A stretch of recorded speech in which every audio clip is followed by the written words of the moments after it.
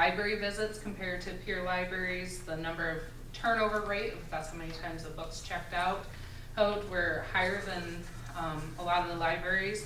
But when it comes down to the space per capita, we are a lot lower than the other libraries. So the goal of kind of doing the future is looking at our peer libraries and trying to get in the same amount of space per capita as what these other peer libraries are. So we did that in 3 ways. First scenario is just looking at the Le Mars Library and saying how much space does the Le Mars, for the population we have today, do they need in order to serve this population to kind of meet those same space per capitas. So that's on page 6 and the following pages. Doing a ratio, kind of looking at ADA standards, how much population is today, we determined that the existing library is at a deficit of 3,372 gross square feet today. Okay, so that's where we are today. And then going to page 18 and the following pages, we did future scenarios, looking at the population, doing some calculations. We did 10% in the next 10 years, higher percent growth for Le Mars, and then 20 years out, a little bit slower growth for Le Mars, just kind of assuming maybe the first years it doesn't grow as much, but future years it grows more. Looking at increasing the population for Le Mars, and looking at that 20-year population and what it could be, we're saying that the library is at a gross square footage deficit of 10,817 square feet. Keeping pretty much all the same factors what today it should have, just increasing the population. Then the third scenario we went through is we talked with the library directors, some of the council, and said, what would you like to see of the library? What additional programs would you like? What additional services would you like to provide? And put some of those factors in, address some things so that they could see where the growth of the Le Mars Library would be. And that says doing those ideal services and the increased population in 20 years, that puts at a gross square footage deficit of 15,894 square feet. A good summary of this, if you kind of go to page 42, you can kind of see all of these populations right next to each other where we manipulated those numbers between the 3 scenarios. The first one that you see there, that's the current facility. That's doing us math on saying how much space do we have that we are using today to fulfill these spaces. So that's kind of a great summary to compare all of these, and you can see all those numbers right next to each other. And then the council asked for some additional information, so we did just give them some information on what a cost of a library is, what's hard cost, what's soft cost, what escalation, how that factors in. We did some site considerations, that whether it's on the existing facility, new facility, anything, how much parking for a building of this size should you have, which is kind of ratios. And then we also did what a 2-story library consists of additional cost and square footages. So those are just kind of some broad overviewing summaries just for some additional information that was requested. So that is what the summary of the whole assessment took place.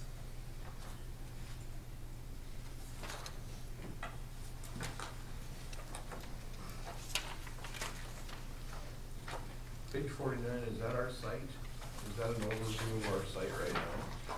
That is the 2017 site plan. Since then, that driveway was taken out so that the old canopy used to be, right. And there's additional those trees were taken out on that north edge and some additional parking. That's the only difference in the site from 2017 to today. What's north on this triangle? The top part. This is the railroad track. This is the railroad track. Right. Okay, sorry, I have to do this. I can't put my head around it. That's right. But where that old canopy used to hang out, it used to be in that kind of tree area. Those trees were all taken out, and that parking, that was converted into parking, and that driveway was taken out. So like, I think there's 5 or 6 stalls added at that time when that was taken out. How much parking, I did read through this. I'm not saying I didn't miss a page or two or skim by some of it. That's fine, I did there's a read lot through of it pretty good. numbers. How many, parking spaces do you think you're short or whatever? Today, right now, it's pretty close to where it should be. Since it's a ratio, there's factors, if you're in a populated area and there's public transportation and subways, you obviously don't need as much parking. If you're in a rural area amongst a bunch of, where there's no street parking and stuff, you need more parking. So it's kind of a ratio. You have good public parking on the street right there, so I think you're probably within the range of where it should be today for this size of the building. But adding on to get to where we should be for the population today, then would take, the only on the site would be to take away parking spaces, and then now you have even less on that ratio and requiring more street parking. Can, I remember you from 4 years ago. Yeah. Going over some of this stuff before, but I got a couple quick questions for you, and then one maybe for the library itself. So I knew that 5 years ago, 6 years ago, another story was just out of the question. Acceptable, no problem, I get that. I am very in favor of an addition, myself, a 2-story addition to add space, if that's favorable. So I'm gonna go back to parking. If I look at the ice cream parlor, if I look at Brown's Theater, if I look at Pizza Ranch, the barbecue house, you're gonna walk a little bit. So parking is really low on my radar, Yep. for need. Roughly what would a 2-story, if you can ballpark it, per square foot? Because I've looked at 1,800 off the north of, in the north area. It would Yep. lose some parking. I think you'd actually gain back parking that when you eliminated the driveway for it, so you would gain some back, so the net might not be a bad loss, but 1,800 times 2 is 36, added to what we have. What would something like that, I realize we have elevators, I'm assuming we have bathrooms. Yep. Okay, so I realize, but ballpark, Brittany? What we kind of say right now for kind of a square footage cost, just basic finishes, we're seeing $300 to $350 a square foot. And that, so then you have to multiply for each level, but that is not including paying for an elevator, which they're 600, 700,000 right now. Oh, seriously? Yeah. For a standard elevator. You can get some real basic ones starting at about 450. Yeah, with a fork. Yeah. Wow. So, yeah, so. Do you have to put an elevator in? Do you have to put an elevator in for ADA? Yes, I you will. I assumed you probably did. Can't You're you gonna- buy with one of those little chairs that go up the stairs? And you're gonna have to put 2 staircases in for exiting.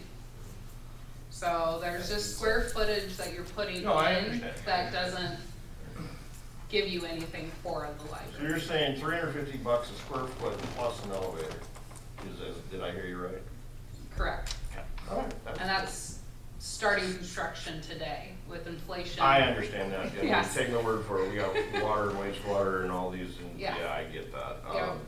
And then the one question for the library itself is, do you guys have a unique users count? So if I have a library card and I come in this month and check out a book or use the computer, Clark used it once, but if I do it 10 times, Clark used it once. Or for monthly counts and or yearly counts, your unique users count. Yeah, we do. We have how many library card holders we have, and those are unique, we purge that every year we run through and purge if it hasn't been active for 3 years and they go off.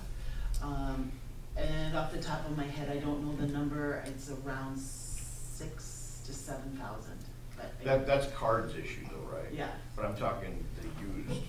So if I have a card and I didn't use it, I go out in 3 years, I understand that. Right. But I'm involved in that 6,000 right now. Right. Okay, so I'm more interested in how many unique users actually use that facility. Well, I mean, if I scan my card, there's gotta be some record somewhere. Right, if you scan your card, but if you come in and read the newspaper, we don't scan you. Sure, If you come in for sure. a meeting, we don't scan you, you know. Yeah. For the There's a lot of kids things you input can come in and program, use, yeah. there's a lot of non-book Right. use. So then, Right. then we wouldn't necessarily know, we can't overlay, the computer use usually goes on a library card, but that doesn't necessarily overlay on the book circulation system. Yeah, and I don't wanna promise I can run that report without knowing that I can run that report, so. I would like to see that at some point in time, is Okay. how many people, and like I say, I don't really wanna be counted 10 times if I go in 10 times. I wanna be counted a unique user in either Right. the year or the month. Yeah, and again, we won't actually have that number because we don't ask people for their library card when they pick up the Sentinel, or when they sit and read the magazines, or when they come and use the meeting room for a Zoom session. We don't ask for their library card, so we wouldn't have that Well, number. what you're saying is the number I'm asking for wouldn't be totally accurate. Yeah, But I'd right, still like that number. Okay. At some point in time, I'd like to know what that number is. I think in the course of our community-wide planning project, this document, thank you for the giving it, this will be good Value. for them to use in counting that piece of things, and it'll go into this huge mix of community I agree. topics. So it'll be buried in this effort sometime in the next 12 months. Okay, I mean, I would, As a general question, Everything's gonna be buried on our pretty cover sheet. That's what I meant. as a general question, Yep. population uses for library, is it trending upward or downward or same? What we're seeing is consistent right now. When ebooks and stuff came out, there was a drop in population, but even, and when COVID hit, there was a little bit of a bump in ebooks and those things, but they've come back down kind of exactly where they were pre-COVID right now, and so, but I think we have a good handle of where that balance is happening, and what population of the libraries is kind of being staying consistent right now, kind of taking out 2020 of the, Yeah, that's adds such a wrinkle that I don't know that anyone could predict. yeah. And that's why, on those peer comparisons, those are actually the 2019 figures. Okay. Just to try to get before that. Right, right. And, but we have been watching the 2021 figures, which still have some COVID stipulations and stuff, and then now 22 isn't complete, so that's why we went 2019 figures. well, since you brought up COVID, I mean, the library in my book was a very valuable asset during COVID. It might have dropped, but I tell you what, it was one of those things that people, I think, took advantage of, so it was a good thing. Mhm. I think that's one of the reasons why I can support an addition on that side. I mean, at least on the surface I can right now. But I would like to know that unique user number at some point in time. But, yeah, good report. It's a good report. Thank you. Just going forward, if we made an addition and it was a one-story addition only, not concerned about parking at this point, is the space, the actual land there, is it capable to get us to where we should be? You'd be in the range. I would have to relook at it. I don't know if you could get to the top 100, the ideal 20-year plan, but you could get somewhere, I think, between the 20-year and there. I'd have to relook at the square footage of that lot size, but then that'd be 0 parking. And if we close the street there, the fire department get mad at us, so we can't do that either, so. Curiosity, thanks for bringing that up though. So ideally, let's take, the numbers say this, we're here. Ideally, what's the number we should be thinking? Square footage? Square footage, I mean, honestly, if you, okay, look at the library, it's been there for 50, 60, 50, 26, 76, so it's been there for 50 years, so unless you see Lamarge's population going down, you're never gonna go wrong going larger. Because 40 years from now, if you did the ideal 20 years, it might only be the ideal for that time period because the population keeps going up. So I'd try to go for the max square footage as you can, because looking at the future, hoping Lamar's population keeps going up, you're just gonna get more into that comparison. So if you build let's just say, you have an existing building that comes up and it's a 30,000 square foot building and blows all these, someday, if Lamar's keeps growing, it's gonna be the ideal where all your competitors are on population per capita. did you look at ideal location?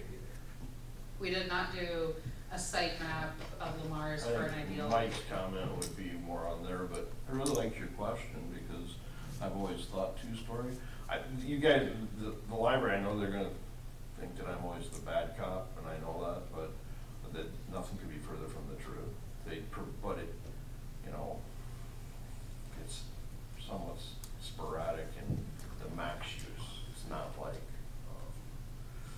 yeah. Yeah. With two-story, and we kind of talked that in the summary, if you read that, not only do you have the square footage of the staircases and additional bathrooms, because you're gonna need the bathrooms on both floors, you're gonna have elevator, but there's also less staff use. We kind of put some numbers in there of staffing 2 floors. That's an additional person that always at every time of trying to have someone, versus right now, you might be able to cover 2 people. If you have 2 stories, you might have to have 3 people all the time on use. So that's just something a lot of times we see when thinking 2-story, that gets forgotten. But I'm assuming on any addition, we add a bathroom. Yes. I mean, bathrooms. Yes. Any sort of addition, you're gonna need more bathrooms, correct? I thought so, okay.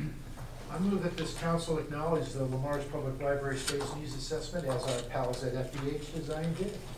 Second. We have a motion and a second. All those in favor, say aye. Aye. Opposed? Thank you, Brittany. Motion carried. Thank you for attending. When were you here last, Brittany? 2016, yeah, 'cause it's So 17. you've got a 6-year-old now. I got a 5-year-old, almost 6, yes. Yes. I got a 10-year-old grandson. We weren't sure she was gonna make the last few meetings. Oh, really? Touch and go, And it was right there. huh? Okay, moving on to general discussion. Jason, what do you have for us? Not a lot. You were talking before the meeting, 12th Street Rail Crossing is closed. Railroad will have a better idea by the end of the day or tomorrow morning on how long it's gonna take to repair. But- So detour is, well, not detour is set up, barricades are set up. So we'll keep that in mind. Did I misread that email from Scott then? I thought they'd have it done by tomorrow afternoon. No, he just sent me something before the meeting. Oh, I misread that email then, because, okay, good enough, thank you. Talked to Rich, I mentioned at the last council meeting, the water tower. Water tower is, that inspection and maintenance is done, no issues. So that was back up and running on the 11th. And then the last thing I want to talk about is we are still advertising for the 2 job openings of Public Works and Code. So Public Works closes tomorrow, Code closes December 2nd. Applicants flying in? I do have no, Public Works, we have 10, Code, we have 3 thus far. That it? Any inquiries at this stage about the Old Streets property? Mark? 8 so far. Good. No offers yet, but I've shown it 8 times. And our window is from when to when? End of the year. Oh, so there's plenty. Okay, Get your bid in. it is.